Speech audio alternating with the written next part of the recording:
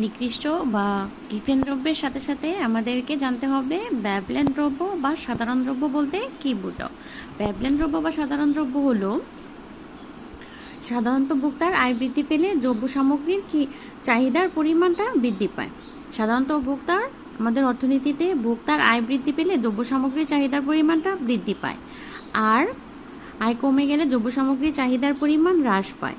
আর যে সমস্ত দ্রব্যের আয়ের পরিবর্তনের সাথে চাহিদার সমমুখী সম্পর্ক হয়ে থাকে, যেসব দ্রব্যের ক্ষেত্রে আয়ের পরিবর্তনের সাথে চাহিদার সমমুখী পরিবর্তন হয়, সেসব দ্রব্যকে সাধারণ দ্রব্য বা ব্যবলেন দ্রব্য বলা হয়ে থাকে।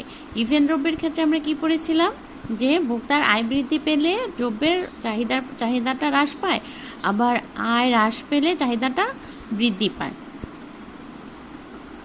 গিভেন দ্রব্যের ক্ষেত্রে ভোক্তার আয় স্থিতিস্থাপকতা হচ্ছে ঋণাত্মক, আর ব্যবলেন দ্রব্যের ক্ষেত্রে চাহিদার আয় স্থিতিস্থাপকতাটা হচ্ছে ধনাত্মক। মানে ভোক্তার আয় বৃদ্ধির সাথে সাথে